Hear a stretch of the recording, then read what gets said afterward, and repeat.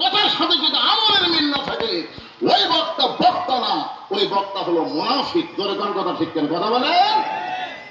রাখাল বলে প্রতীক, তোমার মুখের সাথে মনের মিল নাই, তুমি সত্যি করে বলো তো আমি কি উটের মালিক? আমি কি উটের মালিক? আমি যদি উটের মালিক হইতাম তুমি আমাকে রাখাল বলবে কেন? আর যখনই তুমি আমাকে রাখাল বলছো তখন তোমার মন বলতেছে আমি উটের মালিক না। আর মালিক বাদে রাখালের কাছে কেউ যদি আল্লাহর হস্তেও চায় রাখাল দিবার পারবে। যার প্রমাণ আমি নিতে, আমি একদিন পাবনা বাইকোলা ওয়াজ করে টেস্ট করে নাম কি ইতিমধ্যে 1,100 টাকার কষ্ট করবো আমার হাতে করতেছে সেই সব কথা বল।